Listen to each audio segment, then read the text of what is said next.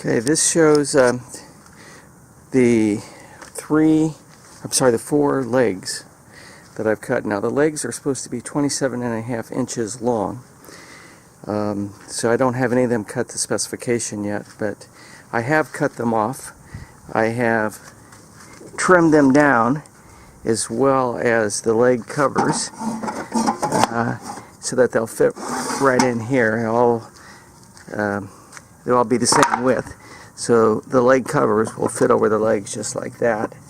And I'll put an insert in them down here where the side joist, the lower side joist will go in. So the next step will be to cut them off, but as you can see here, they are a pretty square cut. So I'm going to cut them all these off to 27.5. Notice that on these leg covers, these came from the 2x6 decking, and these indentations here are where the nail holes were at from the repurposed wood. I had to go and try to find ones that had 15.5 inch gap on them between the edges, between here and here, here and here, so that they wouldn't show. It wouldn't be that involved in the cover.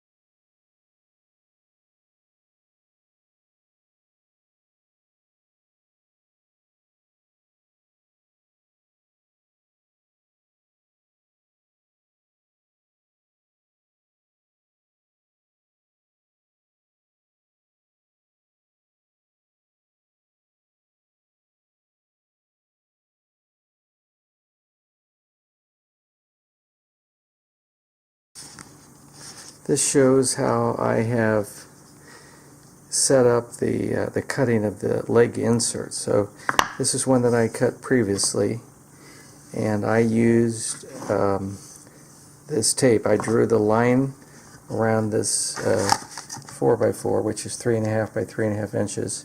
Drew the line around, put tape down, and then cut out in there.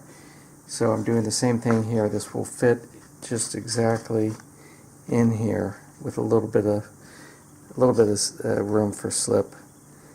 And now I can cut in the tape. The tape allows me to see more clearly where the lines need to be.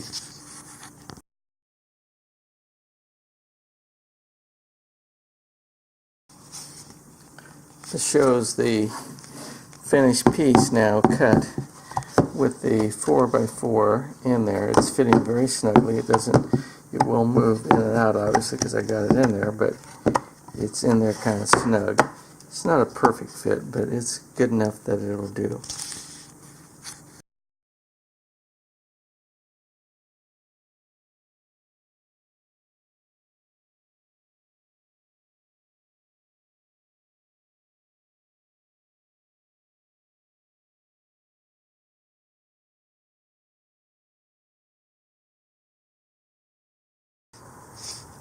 Okay, we've made the first insert cut.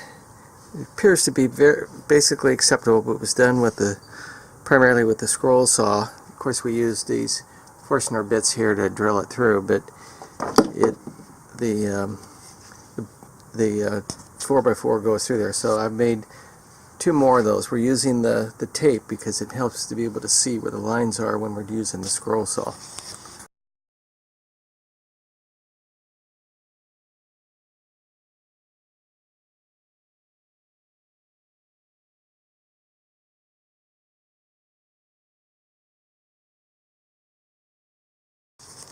This is what it looks like after the Forstner bit has gone through. So I think these are 1 5/8. So I put 4 of these. I put them pretty close in this case, right up next to it. But now it's an easy job to go through there and cut those out with the scroll saw. You can see the massive number of wood shavings that come out with this. they just really fly out, and the Forstner bit goes right through them.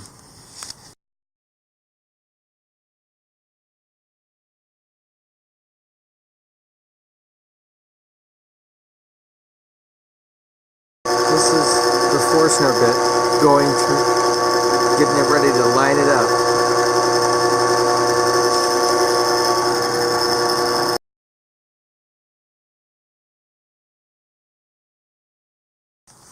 This is the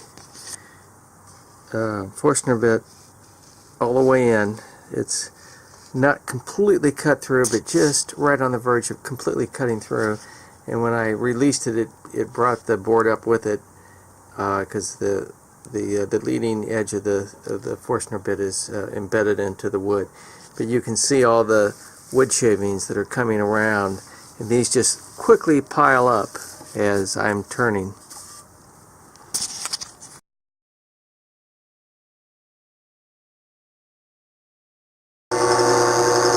You can see here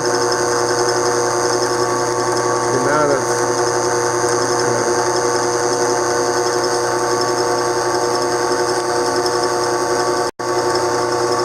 you can see the amount of wood that's been shredded out of there by the. You can see there the amount of wood that's been cut. This all probably took less than 45 seconds to cut all that out.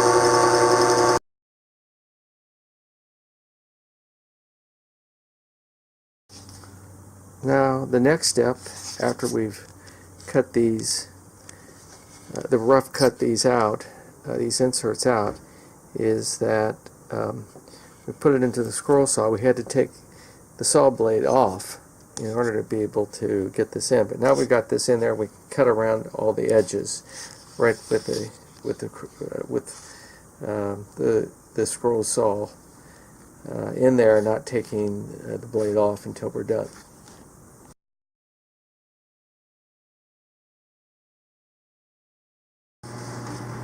This shows the scroll saw in the scroll saw blade inside the insert. Now I've probably spent the last 10 minutes or so cutting this out, and it's not completely smooth on the edges, but fairly close. And so now I'm ready to take the blade out and just see how close the fit is.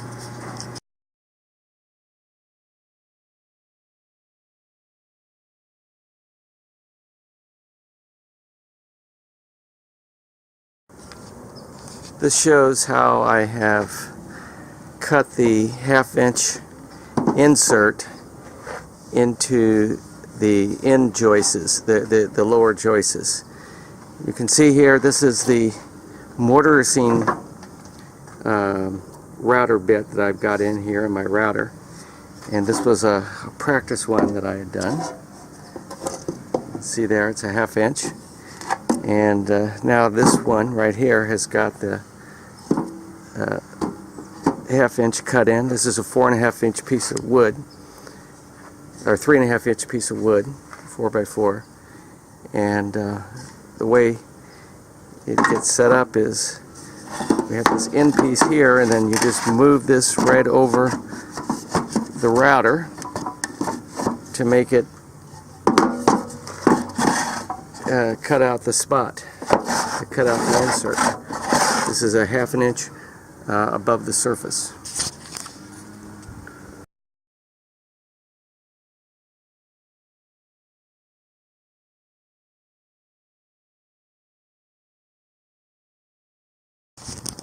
Here's a low view of how it fits right through there.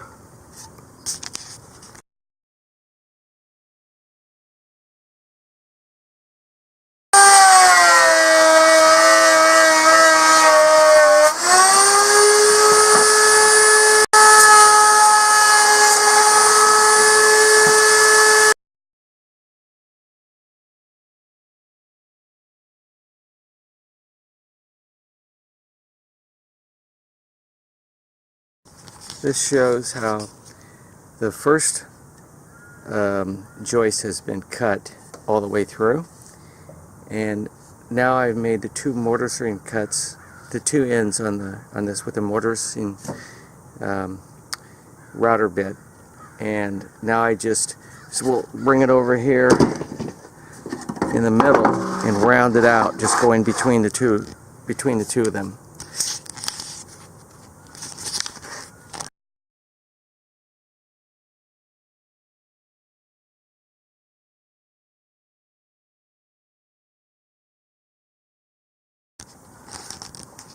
This shows the two boards after I've finished with the router on each of them, and it looks like the second one is a little bit higher, and I think that's because the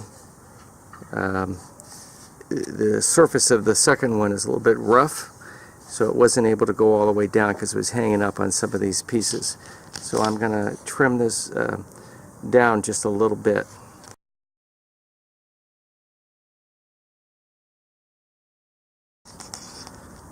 So I went ahead and recut this second joist board, 4x4 joist board, trimmed it down a little bit. As you can see, it's flatter. So these are now the same exact height, and I've got now a much smoother plane in here.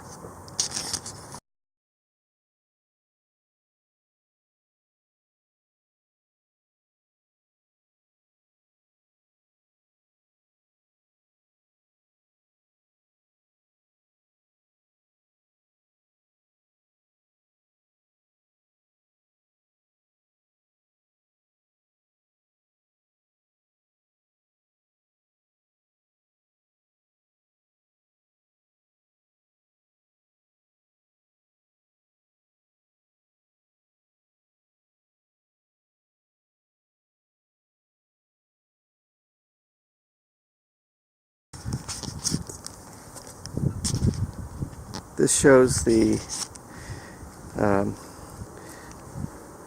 table saw that I'm using to trim the boards to the proper width. So these are the 4x6 legs, and I needed them to be precise, not only in the white portion that serves as the portion that holds the beam, but also in the more narrow portion that the leg cover fits onto. So I wanted to trim them down. So these have been trimmed down to a little under 4 3/4, so that when the total width minus up to and including the apron is there, it becomes 39.5 inches.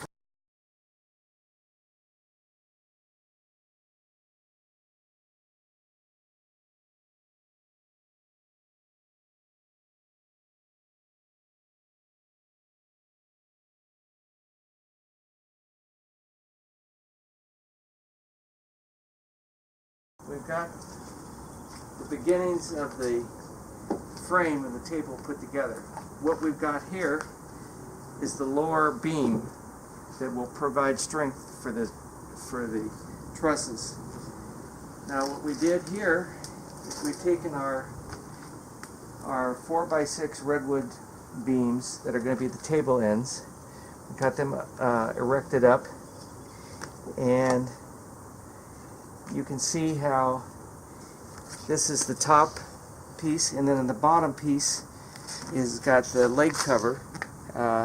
So that's going to go right there. The lower joist beams go inside these inserts, and I'll show you in a minute how those can be removed. So what we've done is we've assembled it so that this top joist right here will fit right in between the legs. It rests on the leg cover, so that's going to be fixed into place as one rigid piece. Now at this point I can still remove the lower beam, which I'm going to do here in a moment. I'll show you. I'm going to carry this away, and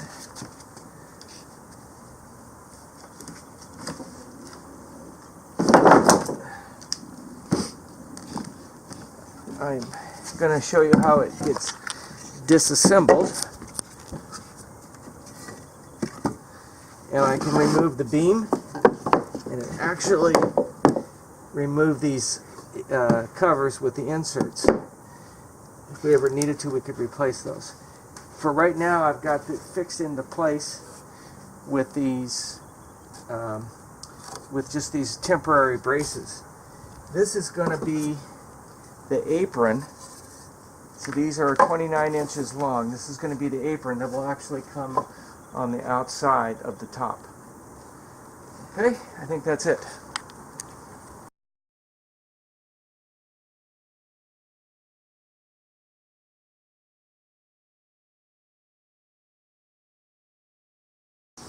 Okay, we've got the frame set up. Now this is the apron installed on here. We've got it all assembled together with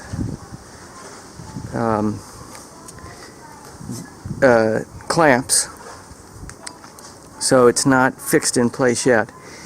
You can see here where this board, this repurposed wood, is rotted away in certain spots.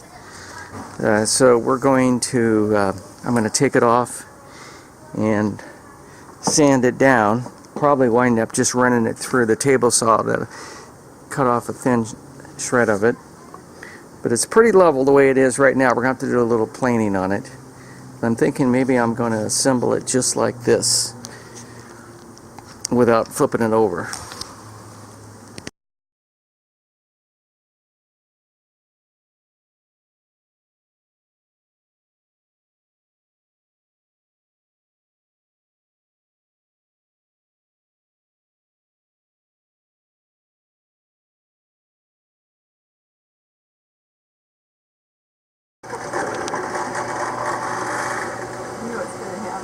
Yeah, I totally know what's gonna. Minute, you had the whole thing? Okay. Poppy, I just started the video and you ruined it. Quickly, Bennett. Yes, Papa.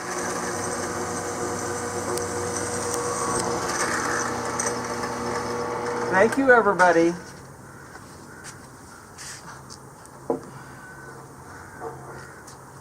Whoops. Watch your garage door. I got it.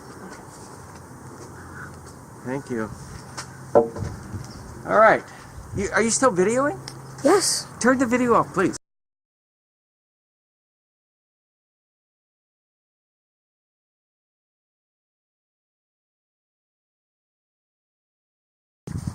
This shows the hole that I've cut in the lower beam using my drill press, and then finishing it off with this with a drill and a regular power hand drill.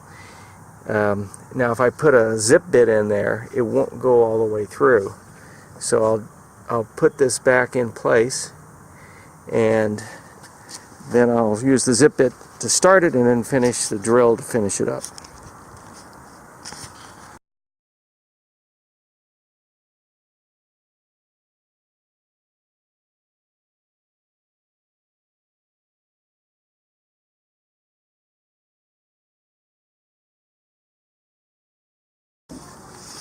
So I've got the lower beam bolted in with the 5/16" bolts that are 17 inches long, or that are 7 inches long. This is in here, and it's all shaped up. It's being pretty level. I've even got temporary vertical trusses in here, and those are pretty much right on the money too. So it's pretty square. Let's just take a look here and see if it's level. The beam is level, and by golly, the beam is pretty level. Not completely, but close to it. Maybe here in the middle we'll take a look once and see what we got. Yeah, not bad here either. Very good, actually. So it's pretty good. Now what I need to do is to remove the bolts now that I know that it's all flush, and I'm going to put a 3/4 inch hole in here that I can use to sink the washer and the nut down so it's below the surface.